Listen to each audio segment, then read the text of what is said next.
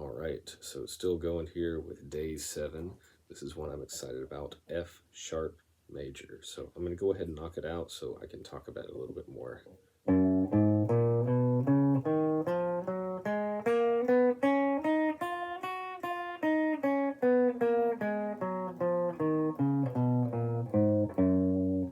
It really doesn't sound that much different than any of the other ones that we've been doing because these are all major patterns, just starting on a different note.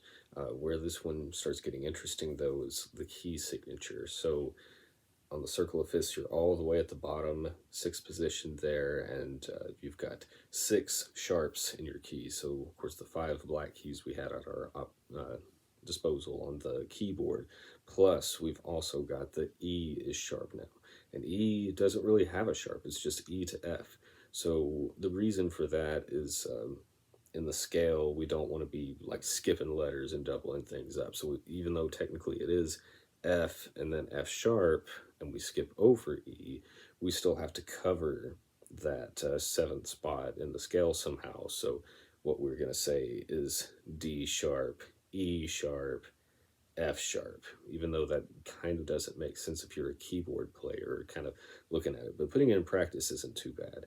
The other interesting thing about this, and I'll cover this more in about a week, is that this one also shares the same notes. It's not the same time key signature that it shares, but it's the same notes, and that's going to be a flat scale. So we'll be taking a look at that one. But for right now, let me run through that scale again and name these off as I go. So F sharp, 2nd fret there, G sharp, then A sharp, that's the A string, 1st fret, B, that's the only one that doesn't have a sharp, then C sharp, D sharp, E sharp, which is really the note F, and then F sharp.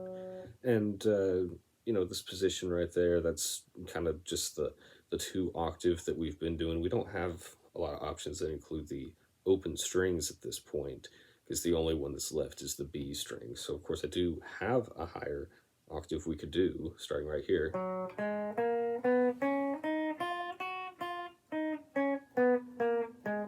But I could still just continue that and do that lower octave. So, and then we got of course, starting on the index finger. This is a little bit more of a stretch back here.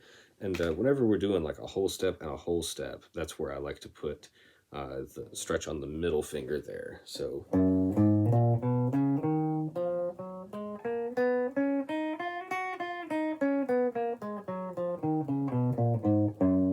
That way you don't have to shift too much. It's just a stretch there. You could, of course, also do this same thing, drop from the 7th fret of the E down to the 9th fret of the A, and then you've got 1 octave.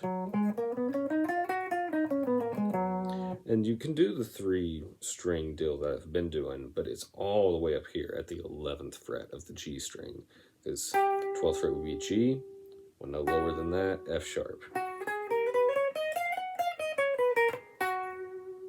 So I'll go ahead and let that one absorb there. We've got one more sharp key. Anyone got any guesses what we're looking at there? That will be coming up next, though, and then we'll take a look at the flats.